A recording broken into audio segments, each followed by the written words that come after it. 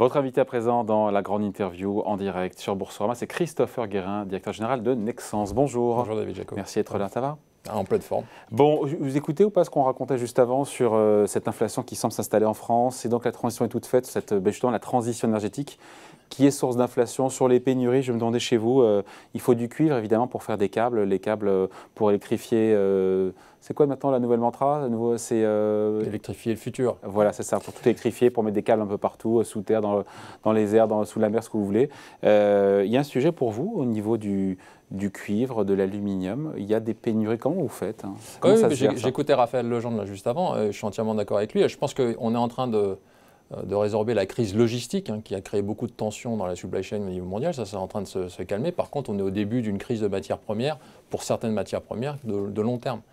Je vais donner quelques chiffres, juste par exemple sur le cuivre. La consommation mondiale de cuivre dans le monde en 1995 était à peu près 9 millions de tonnes. 9 millions de tonnes, donc 25 ans plus tard, aujourd'hui, on tourne à peu près à 20 millions de tonnes. Donc un doublement de consommation du cuivre dans le monde, c'est à peu près la même chose sur l'aluminium en l'espace de 25 ans. Par contre, quand vous faites un peu les modèles de la croissance de la demande, du passage des véhicules thermiques aux véhicules électriques qui vont consommer 2 fois plus de cuivre qu'un véhicule thermique, quand vous regardez toute cette transition écologique avec l'explosion des fermes éoliennes en mer ou des fermes solaires qui vont consommer énormément de cuivre et que vous équipez en câble. Et qu'on équipe en câble, ouais. La consommation de cuivre mondiale va passer de 20 millions de tonnes à 35 millions de tonnes. Et d'où vient la production en face? L'extraction à 60% vient du Chili, du Pérou et de Zambie. Exactement. Et leur capacité d'extraction... Ils tournent à plein les mecs. Hein. Aujourd'hui, la capacité d'extraction est presque au maximum, à peu près à 22 millions de tonnes. Et leur capacité de passer de 22 millions à 35 millions, c'est juste impossible pour eux aujourd'hui. Et donc, comment on boucle l'équation? Moi, je vais faire une grande tournée au Chili, au Pérou, justement, pour regarder la problématique d'extraction. Parce qu'aujourd'hui, les mines qui nous servent en cuivre, ouais. Avant, elles faisaient une extraction à 200 mètres de profondeur, 400 mètres. Maintenant, on est à 1 km de profondeur. C'est-à-dire que les mines qui sont ouvertes depuis 20 ans, l'extraction est en train de se tarir. Et donc, ils sont en train de mettre des milliards d'investissements juste pour rester à niveau. Juste par rester au niveau des 20 millions de tonnes. Donc la solution, c'est le recyclage.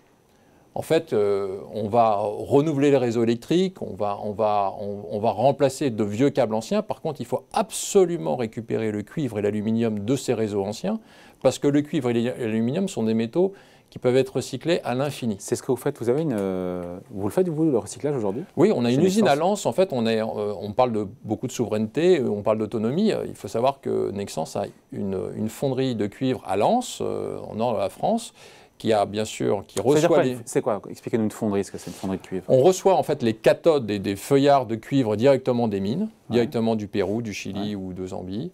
On les fond à 1000 degrés, on en fait une barre de cuivre pur à 99% qui est l'âme qui va conduire l'électricité au sein du câble. Et après, on fournit nos usines de câbles qui vont rajouter des polymères et du caoutchouc au-dessus de ce conducteur-là. Mais aujourd'hui, on utilise bien sûr du cuivre neuf qui vient d'être extrait. Que vous payez de plus en plus cher? Ah oui, que nos clients payent de plus en plus cher. Parce que que vous payez, que vous répercutez à vos clients. Exactement. Mais vous payez combien plus cher aujourd'hui l'aluminium, zinc? Uniquement aluminium, parce qu'en fait les conducteurs d'électricité c'est l'aluminium mais c'est le cuivre essentiellement. Donc, oui, pas zinc, pardon, aluminium et cuivre. Voilà. Le cuivre il y a 3 ans il était à 7 000 $ la tonne, 7 500 $, maintenant on tourne autour de 10 000. Et la projection d'ici 5-10 ans, c'est 15 000 $ la tonne. Donc, c'est-à-dire quoi? Donc, c'est-à-dire accepter de payer toujours plus cher et recycler. Et quelle est la répartition entre le cuivre et l'aluminium neuf et ce qui est recyclé? Aujourd'hui, on tourne entre 10 et 30% de recyclé. De recyclé. Il va falloir monter. Il va falloir qu'on monte en capacité de recyclage. Il va falloir vraiment qu'on récupère tous ces câbles anciens dans le réseau électrique. On est sur des mines urbaines. Ce sont vraiment des mines urbaines, c'est-à-dire qu'il y a une potentialité de recyclage énorme. À quel coût? Parce qu'il faut quand même les récupérer, ça coûte quelque chose de les récupérer et puis après de les recycler. Dans tous les cas, vous savez, c'est un petit peu le phénomène qu'il y a eu sur le télécom. Les opérateurs télécoms ont fait un travail formidable depuis 10-15 ans, c'est qu'ils ont démantelé le vieux réseau câble cuivre qui avait été installé dans les années 80, ils l'ont remplacé par des réseaux de fibre optique. Et ce qui fait qu'aujourd'hui, le télétravail fonctionne très bien parce qu'on a des réseaux neuf. Il y a des câbles Nexans là-dedans? Bien sûr, des câbles fibre optique, mais ce travail des télécoms qui nous a permis de passer de la 2G, la 3G, la 4G à 5G, il faut également le faire sur le réseau électrique. Et qui a payé d'ailleurs ça? Qui doit payer ça? Ah bah, on travaille toujours à travailler le coût le plus bas, mais Raphaël Legendre a raison. On est au début d'une inflation de long terme, notamment sur la partie transition écologique. Ça veut dire donc l'énergie qu'on va payer. Et en même temps, c'est vrai que pour ceux qui nous regardent, ils disent mais l'éolien, le solaire, ça coûte rien, le vent et le soleil. Ah oui, mais le coût d'installation des turbines en mer, à 20 km des côtes, des fermes solaires, ça coûte cher. Donc oui, le coût de l'énergie est peut-être moins cher, mais il y a le coût de l'installation. Il faut regarder quand même le monde avec une lecture qui fait que la majorité des réseaux électriques mondiaux ont été installés entre 1950 et 1970, à peu près, en Europe ou aux États-Unis. Une grande partie a été remplacée, mais la majorité reste quand même avec 50 ans d'âge. Et la génération d'électricité émane du pétrole. 80% du monde est supporté par le pétrole. Donc on remplace le pétrole par les énergies renouvelables, mais il faut également remplacer tous les réseaux électriques adjacents. Voilà, et donc ce qui fait beaucoup de boulot. On parlait des fermes offshore, des fermes éoliennes en mer, gros business pour vous, notamment aux États-Unis, avec l'ouverture d'une usine en Amérique du Nord, mais juste sur la France. On n'est quand même pas en avance quand on se compare par rapport au Royaume-Uni. Pardon, je regarde ça par rapport aux meilleurs élèves de la classe, mais en France, on est quand même super en retard, non? Oui, parce que les éoliennes, globalement, n'ont pas super bonne presse. Sur Terre et même en mer, c'est compliqué. Oui, alors sur Terre, il y en a quand même beaucoup. Oui, mais beaucoup moins quand on se compare aux autres. Le potentiel de fermes éoliennes en mer, il est immense en France. Il est immense. Il est de combien? Je crois qu'il est deux fois la taille du Royaume-Uni. Mais on a aussi l'avantage de nos inconvénients, c'est que la France a une énergie décarbonée qui vient du nucléaire. Exactement. Donc voilà. Donc se précipiter sur les fermes éoliennes n'a pas été un besoin urgent pour la France. Oui. Voilà. Donc ce retard est expliqué par le fait qu'on a l'atome, on a le nucléaire. On est en retard parce qu'on est en avance en fait. Partant du nucléaire. Encore une fois, donc l'idée c'est pour vous de surfer plus que jamais sur le boom de l'éolien en mer, offshore, sachant qu'il faut beaucoup de câbles, encore une fois, pour un parc éolien. Je disais les chiffres, c'est 300 millions d'euros de câbles pour 1 gigawatt de puissance. Alors expliquez-nous un petit peu les chiffres, parce que ça ne parle pas. Oui, en fait, Nexans se focalise maintenant, on en reparlera, sur l'écosystème de l'électrification, donc la génération d'électricité qui doit provenir d'énergies renouvelables, dont les fermes éoliennes et les fermes solaires, la transmission et l'usage de l'électricité. Alors si on reste sur la partie de la génération, il est vrai qu'il y a 10 ans, le marché des fermes éoliennes n'existait pas, était très très faible, et aujourd'hui, le monde va déployer à peu près 200 gigawatts de puissance, donc l'équivalent de 200 réacteurs nucléaires. 1 gigawatt, c'est un réacteur nucléaire. 1 gigawatt est équivalent à un réacteur nucléaire à travers le monde. Donc il y a à peu près 30 gigawatts aux États-Unis, 90 en Europe et puis 50 en Chine. Et bien sûr, les fermes éoliennes, une fois qu'elles sont loin des côtes, il faut les relier au réseau électrique. Elles sont plus loin des côtes encore aux États-Unis qu'en Europe. C'est tout bénéfice pour vous d'ailleurs, ça. Alors oui, c'est ça. C'est le premier. C'est combien en France? C'est 30-40 km des côtes, 20 km des côtes? 15. Oui. 15. Aux États-Unis, les premières fermes éoliennes étaient à 15 et les nouvelles qui arrivent sont entre 30 et 70 km des côtes. Merveilleux pour vous, ça dit moi. Ah oui, la longueur du câble, la distance fait la longueur du câble. Donc c'est sûr qu'on est gagnant, et puis en plus c'est des technologies un petit peu plus poussées. Et puis surtout, on voit sur les programmes américains, ils vont aller chercher des environnements beaucoup plus sablonneux où la biodiversité est très faible, donc on n'a pas d'impact négatif sur la biodiversité, et on va chercher aussi des vents plus forts qui se situent à 60 à 80 km des côtes. C'est pour ça aussi qu'on va plus loin. Exactement. C'est ce qui se passe au Royaume-Uni. On est proche de 100 km des côtes. Donc ce marché américain pour vous, il est, j'imagine, prometteur. Avec encore une fois, l'ouverture ou la réouverture, vous aviez déjà cette usine, vous l'avez transformée ou c'est une ouverture? C'est une usine qu'on a transformée, qui faisait des câbles de haute tension terrestres, mais je pense qu'on a eu le vent dans les ailes. On est une F1, c'est que comme elle était proche de la mer, on l'a convertie sur une capacité de câbles sous-marins. Et pourquoi ça marche? Le marché européen est très porteur pour nous, mais on a un effet très distinctif aux États-Unis, c'est qu'on est le seul câblier à avoir une usine de câbles sous-marins aux États-Unis, parce qu'il n'y avait pas de besoin de câbles sous-marins aux États-Unis par la typographie du terrain. D'accord. Voilà, donc on en profite. Et ces câbles, après, il faut les mettre évidemment tout au fond des océans. Voilà. Notamment. Et donc il y a ce bateau, je ne sais pas si on peut voir les images, ce bateau Aurora, qui a coûté 200 millions d'euros, c'est ça? Ouais, 180 millions. Et qui est assez unique dans le monde. Il y en a combien des bateaux comme ça qui permettent de mettre des câbles au fin fond des océans? On est quoi? On est à 2000 mètres de profondeur, 3000 mètres? De plus en plus, ouais, c'est ce que vous voyez à l'écran. En fait, Des bateaux pour aller poser... Il est en Grèce en ce moment. Hein. Oui, il tourne en Grèce. C'est pas la Grèce. Non, ça c'est les fjords. C'est les fjords norvégiens. Et non, il est très facile de poser des câbles télécom fibre optique, hein, parce que le poids de la fibre fait que vous pouvez avoir à peu près 30 ou 40 bateaux qui savent installer de la fibre optique dans les fonds sous-marins. Par contre, des câbles qui pèsent à peu près 9000 tonnes, qui est le poids de la Tour Eiffel, qui sont sur des longueurs de 1000 km, là, il n'y a plus que 3 bateaux dans le monde, dont 2 chez Nexans, qui opèrent ces câbles à travers les océans. Et en effet, on a des très gros projets. Par exemple, vous avez un projet qui arrive là, qui s'appelle EuroAsia, qui est la connexion de la Grèce avec Chypre, Chypre avec Israël. Qui n'a rien à voir avec les éoliennes, pardon. Là, c'est pour interconnecter les réseaux électriques. Hein. Exactement, c'est de l'interconnexion sous-marine afin qu'on puisse échanger de l'énergie verte entre pays. Ouais. Et ça, c'est des kilomètres de câbles, c'est à peu près 1200 km à 3000 profondeurs de fond. Donc, c'est assez impressionnant. Ça fait du carnet de commande pour vous, ça, dis donc. Hein. Il n'a jamais été aussi garni, votre carnet de commande? Parce qu'il me dit ça tous les ans, c'est garni, mais est-ce que ça l'est encore un peu plus aujourd'hui qu'il y a un an? Ça l'est encore un peu plus, parce que maintenant, ça y est, on a couvert toute notre production et notre installation à 90% jusqu'en 2024. Donc maintenant, on est en train de travailler des projets pour 25 et 26. Et puis là, il y a un effet goulot, il y a des bouchons parce que tout le monde veut aller poser ses fermes solaires, ses fermes éoliennes. Et donc un client qui vient vous voir pour ça, il faut qu'il attende combien de temps? Maintenant, c'est minimum 3 ans. Là où il y a 2 ans, c'était? C'était à peu près 18-24 mois.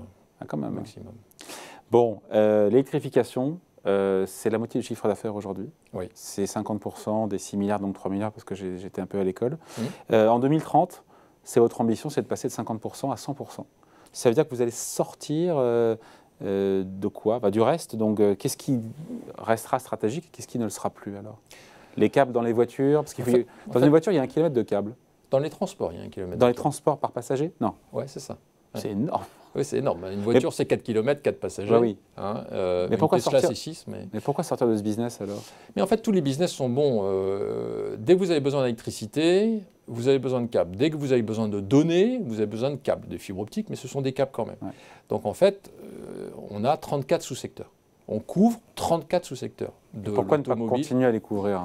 Pourquoi? Parce qu'à la fin, je citerai un des plus grands professeurs de stratégie au monde, if you are everywhere, you are nowhere. Si vous êtes partout, vous êtes nulle part. Il y a un moment donné, en fait, la concentration de la demande des clients qui demandent de plus en plus, au-delà du cap, de systèmes de solutions, qui sont de plus en plus exigeants. Du service. Beaucoup plus de services, mais même beaucoup plus d'accessoires, de repenser un peu notre modèle économique et notre modèle d'offre, fait qu'on va pouvoir le faire sur une partie des marchés, mais pas sur tout. Par exemple, l'automobile est en train de migrer du thermique à l'électrique. Il faudrait doubler notre capacité d'investissement rien que pour le secteur et pourquoi pas électrique. Mais bien sûr, pourquoi pas. En fait, tous les secteurs, c'est pourquoi pas. Sauf que je ne peux pas le faire sur tous les secteurs en même temps. Si je veux continuer à suivre la transition écologique, et on parle de carnet de commandes en 2024, et des clients qui arrivent avec plein de commandes, il faut que je rajoute 200, 300 millions rien que sur le marché de la haute tension sous-marine. Même chose sur le télécom. Le basculement à la 5G, il faudrait doubler les capacités d'investissement pour suivre le besoin télécom. Donc ça veut dire que Nexans concrètement sortira de quelle activité? De l'automobile, des grands marchés industriels type pétrole, type robotique, type marine marchande, et du télécom marché. Ce sont des très beaux marchés.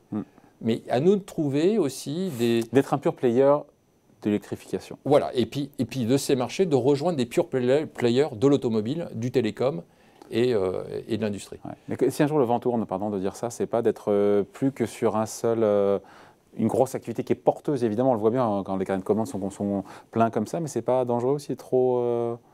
Alors, déjà sur la partie d'électrification, on est au démarrage d'une révolution digne des années 1900 des Trente Glorieuses, 1950-1970. On est parti sur 10, 15, 20 ans. La problématique ne va pas être la croissance, mais l'accès à la matière première. Donc déjà... Ça reste pour vous l'alpha et l'oméga, ça. On revient à la discussion de départ, là. On revient sur le problématique de cuivre, oui. Pourquoi? Parce que ça peut vous faire dérailler, entre guillemets, pas dérailler, mais en tout cas enrayer un peu cette belle machine qu'est aujourd'hui Nexans, 4 milliards d'euros de poids boursier, d'avoir justement ces questions d'approvisionnement? Alors, oui et non. C'est que nous sommes, par exemple, sur la partie cuivre, qui va être la partie la plus sensible, on est le seul acteur à avoir cette intégration verticale, c'est-à-dire avoir notre propre réseau de fonderie. alors que tous nos concurrents l'ont vendu. Donc déjà, on a cette capacité de recyclage que n'auront pas les autres. On a cette capacité de service. À hauteur de 30%. À hauteur de 30%, mais aussi, vous ne stockez pas le cuivre. Problème, hein. Ah oui, mais ça règle beaucoup de problèmes, parce que le 30%, à un moment donné, va être 50%. Quand? Et d'ici 5-6 ans, je pense. On continue d'investir sur la métallurgie. Bon, voilà. On pourrait raconter encore plein de trucs à raconter, évidemment, mais le temps passe. Je regarde juste, on est sur Boursorama, le cours de l'action, plus 50% sur un an, plus quasiment 300% en 3 ans. C'est votre œuvre. Quand vous êtes arrivé, ça allait très mal. Depuis, ça va beaucoup mieux. On peut encore faire mieux boursièrement, on ne fait pas 50% tous les ans. Et puis sans se payer Lionel Messi, hein, donc on aime bien parler foot, David, mais on est passé de 22 € à 90 €. On a surtout 30% du capital de Nexans est passé dans les mains de fonds américains, très portés sur l'électrification. Donc on a un très gros buzz sur les États-Unis actuellement, déjà depuis 2 ans. Et puis surtout, on est très engagé sur nos résultats. On est très engagé sur la partie environnementale qui fait qu'on récupère des fonds ESG qui sont portés par l'électrification et par rapport à ce qu'on fait sur l'environnement. La valeur boursière, en effet, est à 90 €, ce qui représente 4 milliards. Mais le plan stratégique qu'on a proposé au marché et à l'ensemble de nos actionnaires en février 2021, qui ouvre jusqu'en 2024, voilà, si on réalise tout ce qu'on dit, le cours de bourse sera au-delà de 140 et avec une capitalisation boursière à 8 milliards. À quel horizon? Dans 3 ans. On est très engagé. Et en plus, on a le vent dans les voiles. Le marché est hyper porteur. L'image de Nexans est hyper positive. Et on est vraiment sur les bons marchés d'avenir. Bon. Le PER 2022, j'ai regardé, 17. Ça vous place comment par rapport à vos concurrents? Parce qu'il y a une concurrence, il y a un Italien qui est le concurrent. Et le troisième, il vient d'où déjà? Après, il est danois, mais beaucoup plus. J'ai aimé le petit geste de la main, là. Le petit geste de la main, là. C'est petit, non, mais il pèse un pas d'excès de confiance, non, pas d'excès de confiance. On se laisse griser, là. C'est un plus petit acteur. Non, mais sérieusement, sur le PER de 17. Non, on a un énorme potentiel encore.